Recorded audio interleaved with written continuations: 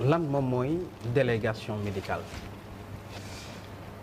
Merci beaucoup donc dama leen di remercier d'abord ci opportunité bi ngeen ma jox ma ñëw participer ci seen plateau bu yangi bi donc di leen di remercier vraiment donc ci invitation bi. Alors donc pour ñëw ci wàllu délégué médical donc wala délégation médicale li may njëkk a préciser de prime abord mooy que délégué médical dafa di c'est un élément central, un élément clé aujourd'hui de la gouvernance du médicament. Société boo bëggee définir donc li nga xam ne mooy délégué médical tey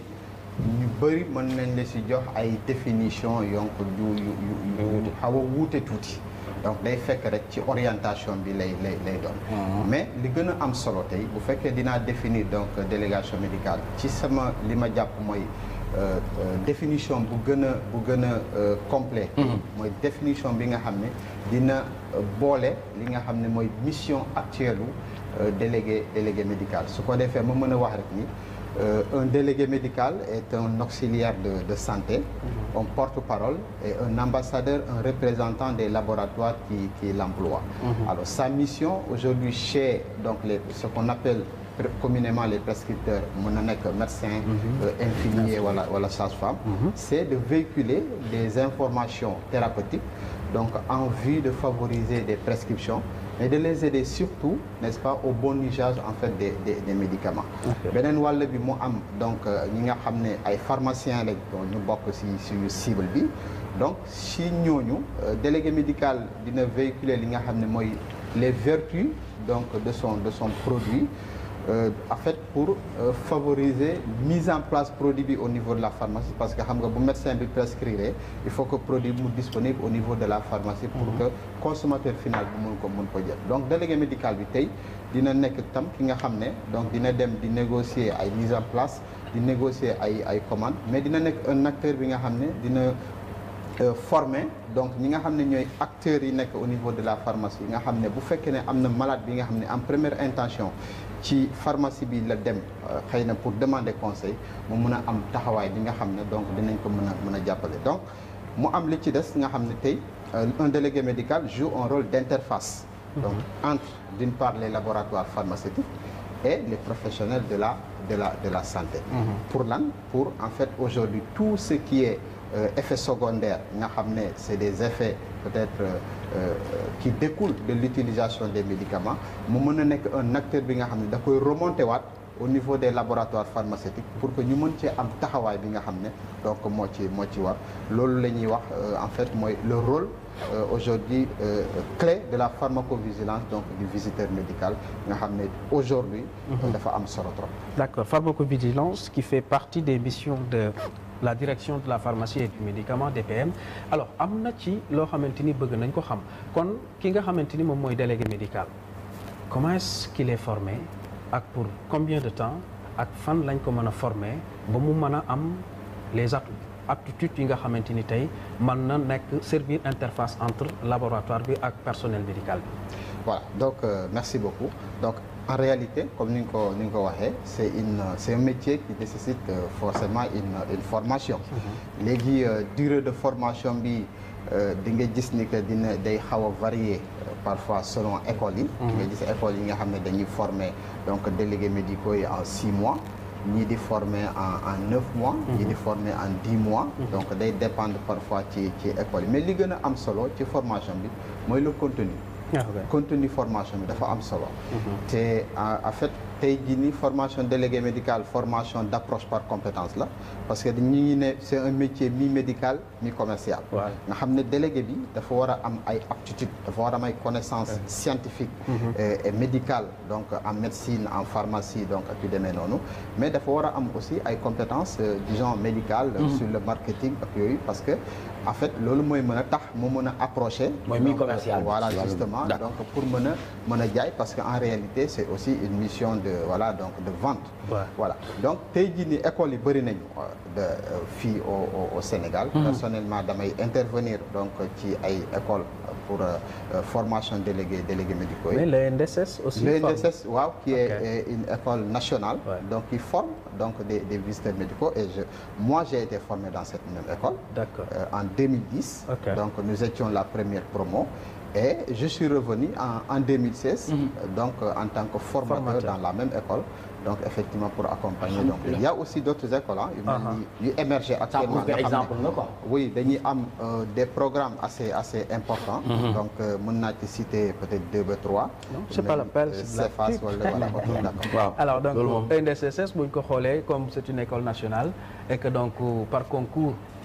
mën nañ fa recevoir donc là on peut dire que c'est comme l'université Cheikh Anta Diop. Alors tey li nga xamante ni bëggoon nañ ko xam pourquoi question boobu moom mooy que ni xam nga tey le médicament ki nga xamante ni war na ci wax dafa war a doon koo xamante ni dafay assermenté am loo xamante ni daf koy xam. looloo tax ñu doon xool d'abord durée bi nga xamante ni mooy 6 mois 9 mois est-ce que mën nañ ci am yooyu nga xamante ni moom mooy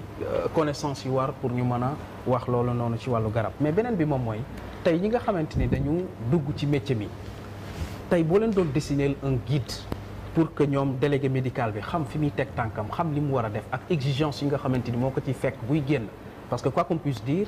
booy def lu jëm ci wàllu délégation médicale rek même bu la ko sa jabar doon wax automatiquement dañ naan booy génn kat il faut nga am oto sinon doo liggéey donc yooyu yëpp bëgg nañu nga leeralal ñu ko par rapport ak jeunes yi nga xamante ni peut-être bëgg nañ dugg ci métier boobu. waaw donc c'est important il faut signaler que c'est aujourd'hui une formation très prisée. donc nga xam ne ñu bëri dañuy bëgg a def délégation médicale may wax rek ni du nekkul formation bi nga xam ne peut-être bon il faut peut-être nga dem ba laaj quelque part pour mën ko def day fekk d'abord mu nekk sa vocation donc nga bokk ko personnellement li ma ci dugaloon parce que dama ci gis une occasion pour man ma satisfaire 2 de mes passions mooy sama passion pour la médecine puisque je voulais faire médecine je n'avais pas eu l'occasion de le faire à l'université donc ñu orienté ma feneen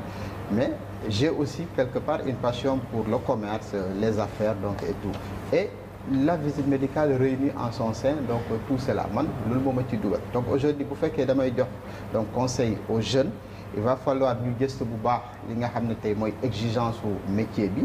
parce que aussi dafa am lu am solo en termes de qualité li nga xam ne donc visiteur médical dafa war a développer au niveau personnel avant que formation bi mu ñëw renforcer ko donc dinañ gis ni que visiteur médical aujourd'hui forcément il faut nga am benn fibre commerciale donc déjà nga bëgg donc le contact humain avec les gens parce que tous les jours tu te lèves, tu prends ton sac, tu vas rencontrer des gens pour leur parler de produits, pour faire donc du business, voilà. Mais comme nous l'avons dit, c'est très important aussi parce que le préalable, c'est qu'il faut avoir une certaine base. Donc en matière de médecine, en matière de pharmacie, donc médicaments, c'est important. C'est de l'olmoy message bi ngay délivrer mu doon message bu crédible. Parce que ñi ngay waxal, c'est en fait des clients qui sont exigeants. ci côté boobu parce que il faut que nga wax ñoom ci xam-xam balaa nga ci dugal donc aspect commercial bi donc loolu mu nekk lu am solo aujourd'hui donc au niveau de la formation mooy waral surtout que formation bi même dañ ko war a orienter donc ci domaine yooyu étoffé tey li nga xam ne mooy programme bi te loolu ñi nga xam ne ñooy def métier bi dañ ci am wàllu bu rëy parce que waruñu bàyyil rek métier bi donc tey jii ni ay nit yu nga xam ne xëy na xamuñu ko am seen école rek di former donc ñuy def ay programme nu mu leen neexee di former ay visiteurs nu mu leen neexee aujourd'hui ça va poser un problème c'est que c'est l'employabilité donc des visiteurs médicaux parce que bu fekkee ne yenn aptitudes yi devant un recruteur développé woo ko donc tu n'as pas en réalité de chance donc d'être recruté. man ci prédisposition yooyu laa bëggoon ñëw ak yow parce que métier bu ci nekk boo koy def am yàlla minimum loo xamante ne war nga ko am muy bagage boo xamante ne yaa koy andi sa bopp plus li la formation bi di jox mais gis nañu léegi y a une floraison d'école offre de formation yi dafa bari day andi lu ñuy woowee saturation yow mi nga xamante ne yaa ngi ci métier bi di defal nit ñi ay formation nan nga gisee tey niveau étudiant yooyu nekk ci école yi est-ce que jàpp nga ni qualité bi jàpp nga ni ñooñu tey bu ñu demee ba am seen diplôme bu ñu leen génnee ci marché bi dinañ mën a relever défi bi nga xamante ne yéen jot ngeen ko fi def en termes de délégation médicale. D'accord. C'est très important. C'est très important mais jàpp naa ni d'abord avant ñuy wax même ci loolu dina am solo parce que je pense que formation processus la. xam nga ki nga xam ne depuis primaire mu am problème niveau. yéeg ñëw secondaire am problème niveau kooku bu yegsee au niveau de la formation forcément dina am ay voilà ay lacunes yu nga xam ne da koy traîner donc pour mu war a mën a suivre moo tax c'est très important tey jii nii pour que ñu xoolaat yooyu yëpp même ci niveau yi nga xam ne ci la ñu war a former donc visiteurs médicaux yi parce que c'est à partir donc du bac wala boo amee bac ba pare donc ñu jël la mais je pense que tey il va falloir ñu xoolaat parce que ailleurs il faut avoir un bac plus 2 nga xam ne donc boo paree diplôme bi ngay obtenir mu nekk un diplôme donc de licence professionnelle donc il va falloir que loolu ñu mën a revoir loolu parce que c'est très important donc surtout ci par rapport à li nga wax. Très bien. Dernière question Moussa. Alors bokk na ci deux choses yoo xamante ni tey en tant que formateur def nga ko pour faciliter juste les étudiants moo di ñaari livres yi nga xamante ni génne nga ko justement pour aider ñi nga xamante ni moo di la jeune génération ak ñi nekk en formation par rapport à cela am na benn nag question boo xamante ni dañu koy faral di signaler tout le temps ci structure de santé yi moo di moment bi nga xamante ni le médecin yi di def seen i visite ci la délégué médicaux yi di faral di dugg lu bari te yenn saa yi dafay am loo xamante ni daf koy indi comme gàllankoor par rapport ak ñi nga xamante ni ñoo di malade yi. waaw donc wax nga dëgg parce que c'est dans la journée effectivement qu'on va visiter les médecins donc pour présenter leen suñuy produit loolu parfois dina indi ay gàllankoor ay incompréhension donc par rapport à maladie yi nga xam ne ñu ngi leen di masawu parce que ils font des queues parfois dañuy teel a xëy donc ñëw di rang pour gis médecin bi mais je pense que loolu il faut que ñu lever l'équivoque pour que ñu mën a comprendre que ñun en fait ay partenaires u médecin bi lañ on est des acteurs yi nga xam ne lu ñuy apporter le médecin bi c'est des informations yi nga xam ne information yooyu médecin bi si lay mën a basé yooyu lay utiliser pour mën a orienter donc en fait donc nous on n'est pas des concurrents mais c'est dans la discipline en fait que le visiteur doit faire son travail boo ñëwee fekk une queue mën nga annoncer wu bonjour docteur je suis délégué médical donc mais je patiente ñoom souvent bu ñuy recevoir benn ñaar ba ñett ñi nga xam ne y a un visiteur médical donc je le fais entrer pour que ñu mën a donc entretenir parfois entretien yi ça dure pas longtemps ça tourne autour de 3 minutes 5 minutes le visiteur médical bu gisee la que dina am intelligence su quand même écourter sa visite parce que médecin bi doo ko gis pour tey rek dérouler lépp donc c'est un processus la vente c'est un processus donc dañuy gis tey gisaat suba prochainement et cetera donc mu kii. d'accord jërëjëf ñu ngi lay sant di la gërëm bu baax mu nekkoon monsieur Doudou Ka moom délégué médical la ñu doon waxtaanee comment comprendre la délégation médicale kon boog ndaw ñi yéen ñi nga xamante ne bëgg ngeen doon ay délégué médical gis ngeen lii nga xamante ne yëkkati na ko wax ko ci wàllum formation ak diplôme yi nga xamante ne nit ki war na koo taxawee mais aussi ak état d'esprit bi nga xamante ne war nga ànd ak moom donc mu nekk lu am solo 9h passé de 26 minutes li ñuy def mooy bàyyi la nga def le mot de la fin un message à l'endroit des étudiants ñi nga xamante ne bëgg nañu def métier bi wala boog ñu ngi ci biir métier bi très rapidement en 1 minute s'il vous plaît. waaw donc je pense que c'est un métier passionnant. Oui. Que moi j'aime beaucoup donc c'est un métier vraiment valorisant donc pour ki nga xam ne bëgg na ko donc di ko def c'est un métier aussi qui a de l'avenir donc tey jii nii par exemple boo xoolee l'Afrique aujourd'hui est une destination par exemple pour les entreprises pharmaceutiques donc il faut ñu am benn taxawaay je profite de l'occasion même pour wax ni que délégation médicale bi ñun am nañ suñu syndicat le SIDEMS donc mu nekk syndicat bi existe depuis 20 ans mais mu nekkoon en léthargie à un moment donné mais ren jii ni taxawal nañ bureau bu bees nga xam ne décliné na benn feuille de route bi nga xam ne jàpp naa ni donc feuille de route bu am solo la